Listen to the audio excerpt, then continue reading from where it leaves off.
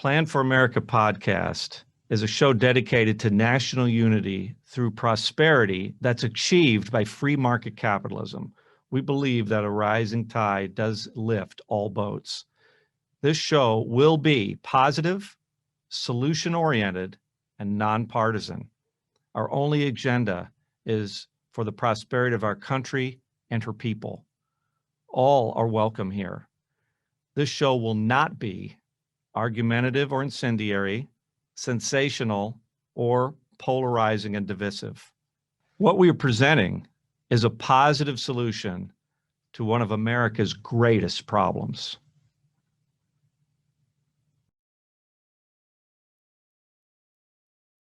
Hello and welcome to Plan for America podcast, coming to you from Dynamic Reality Technologies on the campus of Coastal Alabama Community College in Fairhope, Alabama.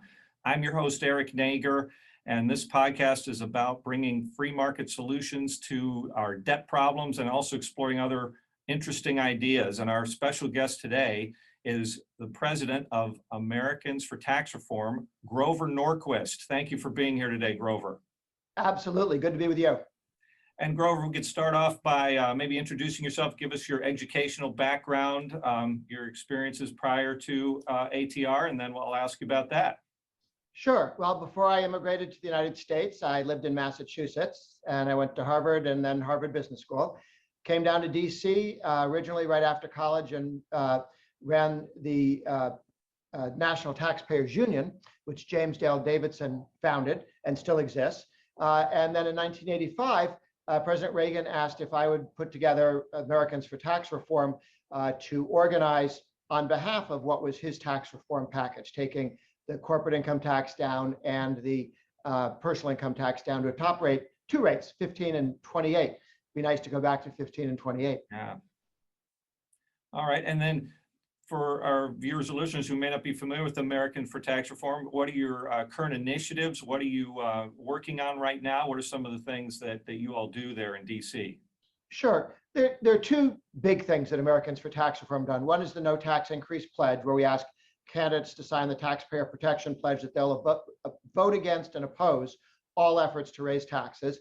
And the other is that we've recognized that the Forces for Liberty work together as a Leave Us Alone coalition. So everybody who on their vote moving issue wants to be left alone is part of a coalition that can work together. So to start with the taxpayer protection pledge, I created it in 1986 to help pass the Tax Reform Act of 1986, because we were worried, congressmen were worried, senators were worried, that we'd get close to a deal and then people would go into a smoke-filled room and they'd make 1,000 changes and they'd come back with something that looked good but was really a tax increase.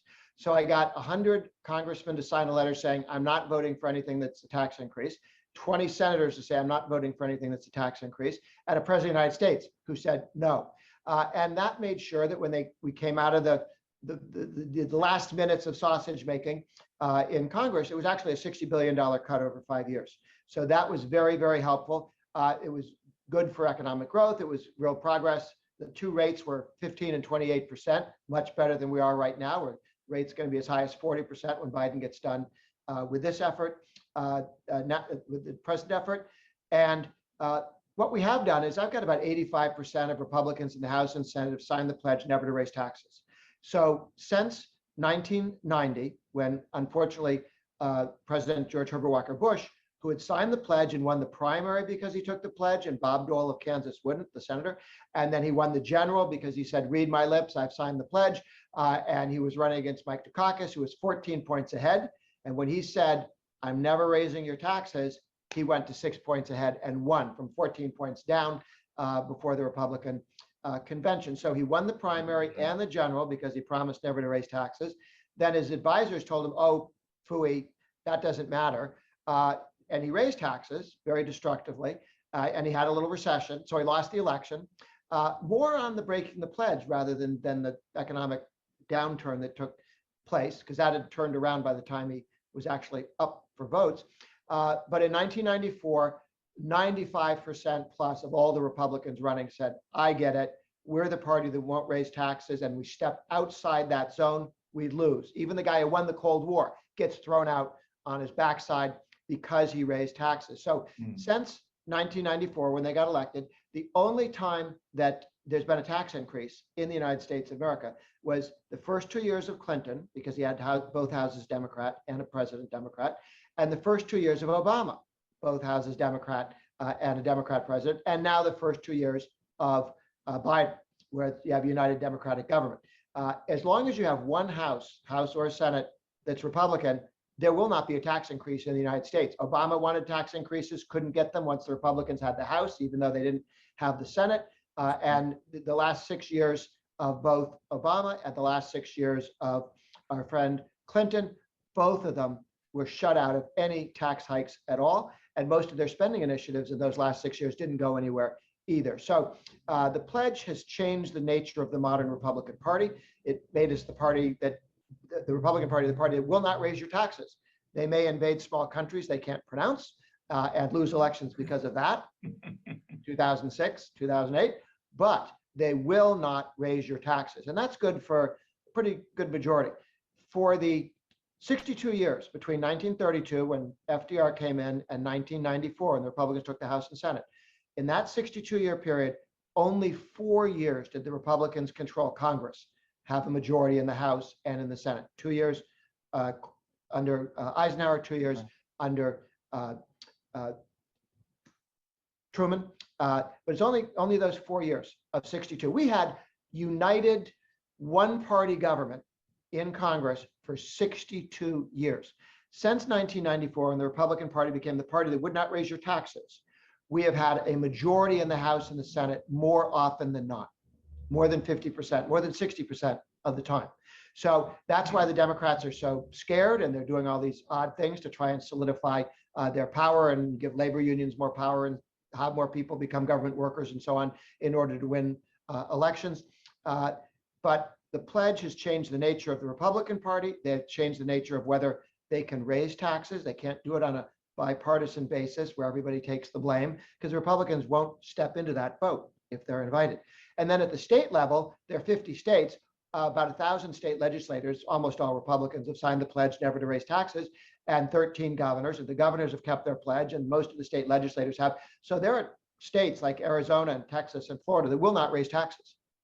There's some states with Democratic legislators or governors that will, but Wisconsin won't raise taxes because both houses are Republican. They're not going to let the governor. Same thing with other states. So it really, the pledge has changed the nature of the modern Republican Party and divided the two parties more than any other issue, more than abortion, more than the Second Amendment. There are some Democrats who won't steal your guns. There aren't any Democrats who won't raise your taxes. And converse, Republicans.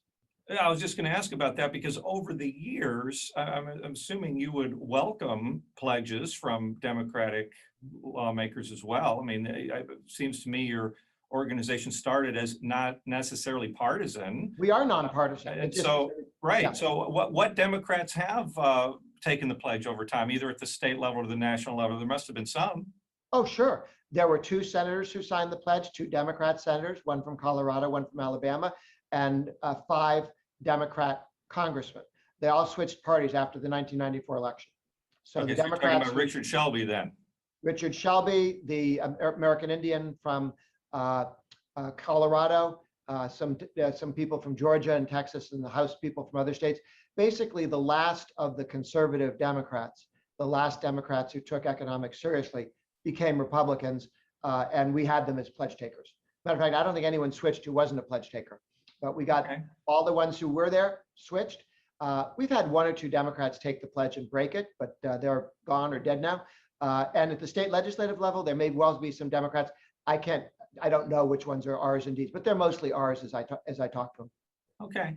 Well, the rates you were quoting, Grover, you were mostly talking about the income tax rates for individuals.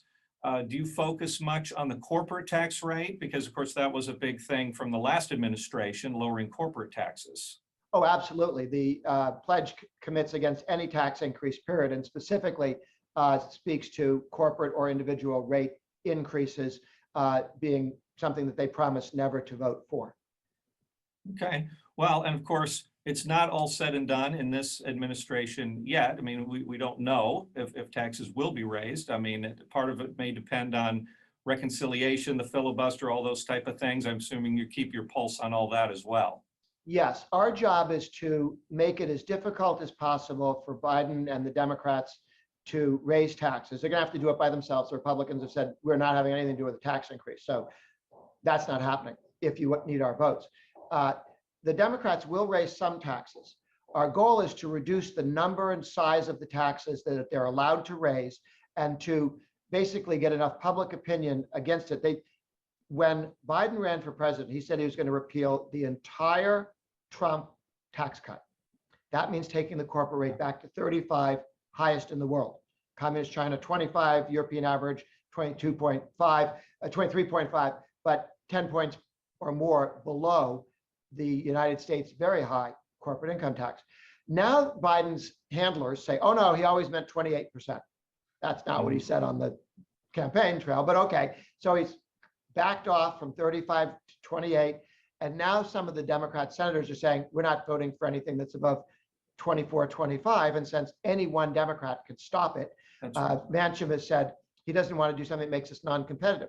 Frankly, any increase in the corporate rate from 21%, when you add state and local, any increase there will make us higher than China. So it may be that they're not able to do the corporate rate at all. I would prefer to reduce the damage that the Democrats do to the economy so that when we have a House and a Senate that actually wants to have economic growth rather than redistribute income, we're not starting from the bottom of a hole, but from land. Yes, yes. And you said you emigrated from another country. What country was that? I'm sorry, is that last question? When you emigrated from another country, you said you came originally Oh, from Massachusetts. Oh, Massachusetts. Okay, all right, all right. That's good. All right. Well, speaking of that, one of the ideas that this administration has is trying to create a minimum tax everywhere in the world. So that, can you speak to that idea? I mean, do you have allies in other countries that have the same ideas as you do? Oh, absolutely. We work with taxpayer groups and free market think tanks in about 100 different countries, both on property rights issues, tax issues, regulatory issues. And what the Europeans have wanted for a long time, and the Americans would not give it to them, but even in Trump times, the bureaucrats were all Europeans. They might as well have been. They wanted to cut a deal with the Europeans to put a floor under the individual tax rates and the corporate tax rates to stop competition between countries. Now, that's particularly crazy because the United States used to be worst position, and all the European countries and China all went down lower than us. We finally came down to where we were vaguely competitive, not really competitive, but vaguely competitive, not 12.5% like Ireland, but competitive, 21%, plus state and local, which is 5 or 6% on top of that. So they want to put a floor so the United States can never cut their tax rates again, because we could, with a Republican president, Republican House and Senate, go down to 15%, go down to 10%. Nothing stops us from that. They want to give a veto to China, to France, to Germany, to Italy, to stop. We're all going to get together and be able, like the Paris agreement on not on making energy too expensive. They want to make government too expensive, and nobody's going to be able to undo that, according to them. Yeah, so that's something to keep an eye on, and also possibly the constitutionality of the stimulus package, where one of the provisions was that states receiving stimulus money couldn't lower their taxes. I'm sure you probably have a comment on that as well. Yes, that was actually put in by Manchin, the Democrat senator from the great state of West Virginia, because he doesn't like the governor of West Virginia, who wants to eliminate his state income tax. Manchin would like to come back and be governor someday of West Virginia. And so he put that little thing in, which of course is attacking efforts in Georgia, where they're reducing the income tax, Arizona, where they're taking the income tax down dramatically, New Hampshire, where they're ending the income tax completely in New Hampshire.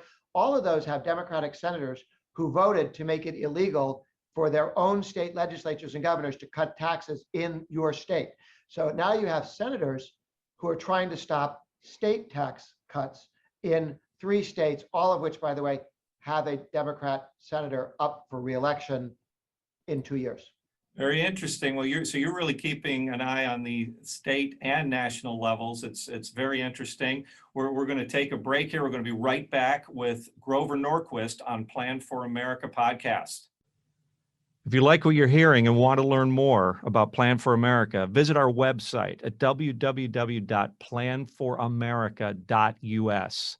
There's an extensive Q&A section there, and if you don't see a question you have, then please ask us by email. You can order our book, Plan for America, How to Place the American Dream on a Sure Foundation Forever. That can be found on Amazon.com. You can like us on Facebook. And if you really like what you're hearing, you're welcome to contribute through our website. Plan for America is a nonprofit 501c3 organization, and all contributions are tax deductible. And we're back with PFA Podcast. I'm Eric Nager, your host. Our guest today, Grover Norquist, President of Americans for Tax Reform. We've just had a fascinating conversation here in the first half of the show about all the initiatives your organization is watching and following and doing.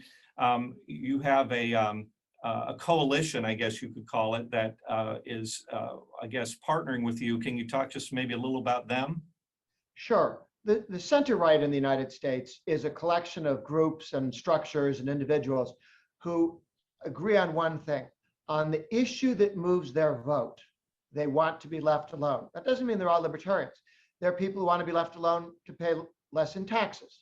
Organization I run, Americans for Tax Reform, we work directly with them. There are people who want to protect the right to homeschool their children. 2 to 3% of the population, maybe as high as 6 or 8 now after the pandemic.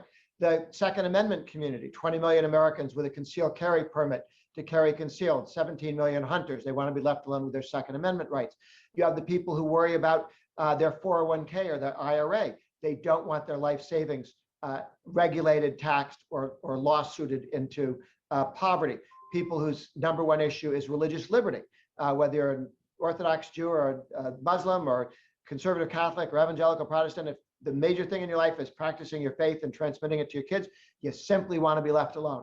So all around the table, the people who want to make money all day, the people who want to fondle their guns all day, the people who want to go to church all day, it doesn't matter what they do with their freedom. They all agree we should all be free and we should all be allowed to do whatever we want to do as long as we don't poke anybody in the eye. And that's why the center-right coalition is a cohesive coalition. It's a low maintenance coalition because we don't get in each other's way. All right. Well, I think that's a good segue or transition here to Plan for America, because just as a brief overview, as it relates to taxation, you may be aware from reviewing the plan that its goal is to basically, for those who want to opt in, have individuals divert their 15.3% of payroll taxes into a private account in their own name. And then that would be invested in an all market US domiciled index. So there would be no one selecting investments. And then the initial years was we have a lot of unfunded liabilities to get rid of. There's a 2% funding mechanism from this trust into which these monies would go.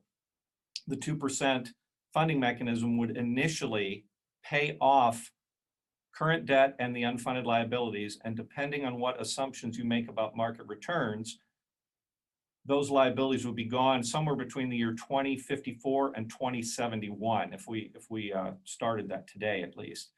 Then the 2% funding mechanism would become a revenue source for government, obviating or eliminating the need for taxation of any type as a government revenue source. So with that long-term impact in mind, I wanted to get your impressions of Plan for America. Sure. One of the things that's changed, and Biden says, I'm only going to tax the rich and corporations. And that was a good argument back in the 1960s when maybe 10% of the American people own stocks directly. They might own them in insurance companies, but they don't quite figure it that way. But now 53% of American households own shares of stock inside an IRA or 401k or both. And so when you say I'm going to tax capital gains or corporate income or personal income, they realize that this is coming straight out of their hide. and it reduces the savings that they've accumulated during their lifetime through stocks. If you increase the corporate income tax, you reduce the after-tax cash flow for a company, you make it worth less, actually worth less. Same hamburgers, same stores, same workers.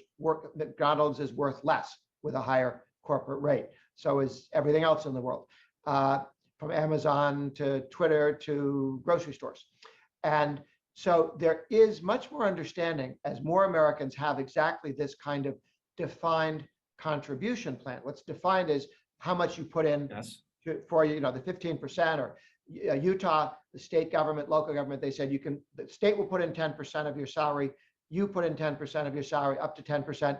And what's your pension? It's what it's added up to over the years. You want to walk away in 2 years, 20 years, 50 years, it's accumulated, it's yours. You're never going to get a rude shock from the state going, or the city or the police department say, oops, we forgot to save for your retirement, because you're saving for your retirement. Yes. And taxpayers don't get a rude awakening. Oh, I'm sorry, because we forgot to save for the police fund. We're not going to raise everybody else's taxes to plus that up. So people who own shares of stock at 401ks, IRAs, directly through Robinhood, they think differently than people who don't own shares of stock. It actually makes you more aware of taxation, of economics. Yes. It moves you politically to the right. It makes you 10% more Republican if you have $5,000 worth of stock. I haven't seen the polling on what if you have more than $5,000, like 50,000, may move you even further. So this is America much more open to the personalization of Social Security, privatization of Social Security, whatever you want to phrase it, what Chile did, what Britain did, what Utah did with their state pensions. Well, America is much more ready for this than they were 40 years ago. that's encouraging. It also includes health care for every U.S. citizen too. So it's really big in that sense. And you bring up some other country examples, those are good. We propose founding this by contract law, not just legislation, so also would be harder to change.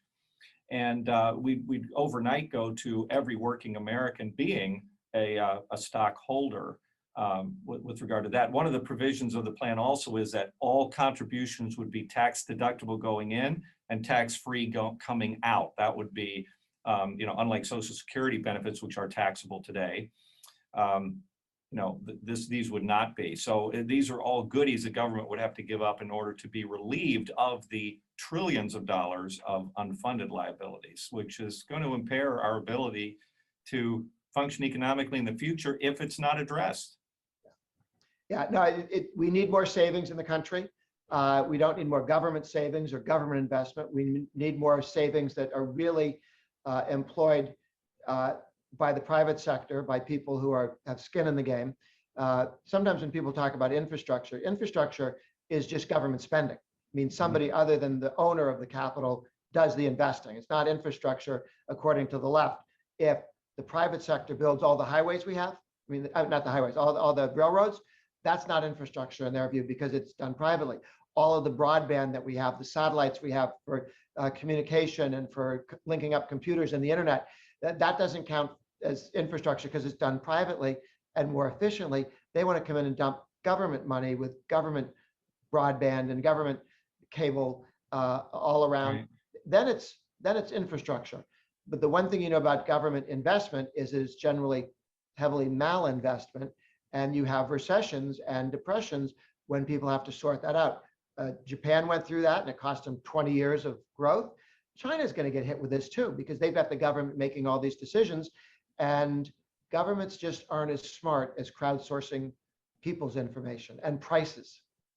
Right. That's why we want to let the markets be the first line of defense against all this stuff. But maybe, you've studied this a long time. The path we're heading down is a very dangerous path. If we don't get off of it, what does national bankruptcy look like? I mean, where are we headed here financially if this doesn't change? Well, the good news is that most of the Republicans are committed to reforming all of the entitlements by block granting all the stuff that's simply welfare, and by moving towards defined contribution, government pensions, Social Security, and eventually Medicare as well. So when you look at the former Speaker of the House, Paul Ryan, he got the House Republicans to vote for this 4 or 5 times. So they understand what's going on. We were within one vote of ending Obamacare and taking Medicaid and block granting it to the states that only grow with inflation. And what does that do? It at least gets you 50 states doing inventions to start the ball rolling on thinking about how to do a more thorough reform on healthcare and pensions. Okay. Stops the bleeding. Yeah, because I mean, really, we talk a lot about Social Security, but the 800-pound gorilla in the room is Medicare. It's the healthcare portion of it. And that's what's really pulling down the whole system, in other words, or the bulk of the unfunded liabilities. And if we don't get our arms around that, it's not going to be pretty. Yeah. We have to do it, and so we will do it. I'd like to do it sooner rather than later. Other countries are doing pieces of this. Chile privatized their Social Security. France has privatized much of theirs. I'm sorry, Britain has privatized bunches of theirs, not all of it. And more of the states are moving to defined contribution pensions, and that's 15 million American state and local government workers that are going to have, in addition to whatever other savings they have, the equivalent of a 401k or IRA. The military now, starting a year or two ago, if you join the Army, the Navy, the armed forces, the uniformed armed forces, you get a 401k, not the old 20 years and out kind of pension. The TSP, the Thrift Savings Plan, that's right. Yeah, so it's a big deal for the military to go into, because they stayed out of it when the civilian groups went into it. Okay. Federal civilian. You sound very much like an optimist, Grover. Is there a point of no return at which it would be too late to do some correction here? Not really, because look, all the problems we have, other countries have worse. We haven't slowed ourselves down the way Europe has slowed themselves down for the last 40 years.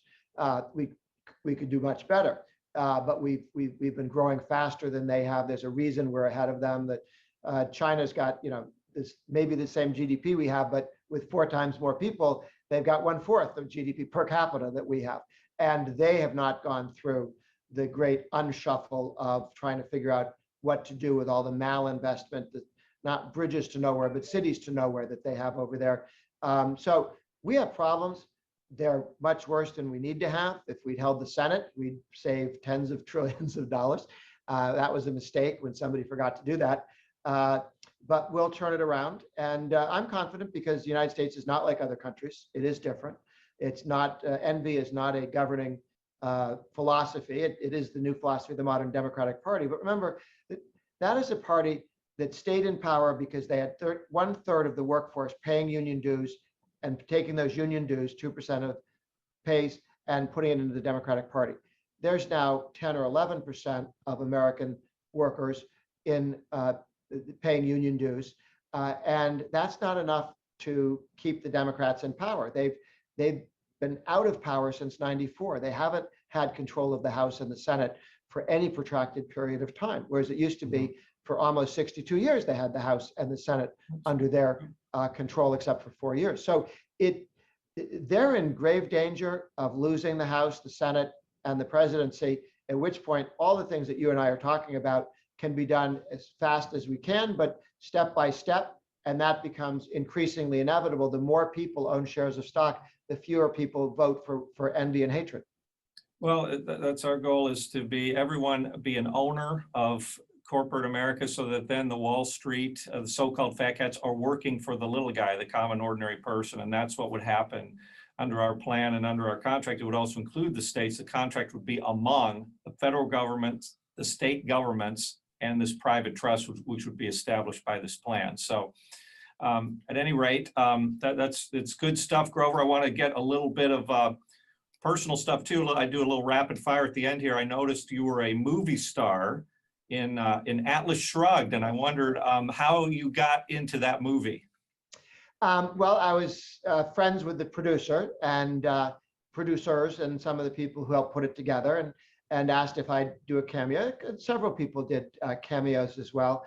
And I am one TV show away from having to be the member of SAG, the Screen Actors Guild, because done some work with sitcoms as well. So it's kind of fun to do the TV stuff. Yeah, so I recognized you, and I was looking for your name there at the credits at the end. So you know, you'll have to let us know if you get another call there for the big stage. Yep. Anything else you'd want to add at the end here, Grover, about Plan for America, or how to get in touch with you and your organization if people are interested? Oh, sure. Our website is atr.org, and we put out material every day about what's happening on the fight against higher taxes and spending. ATR, Americans for Tax Reform, atr.org.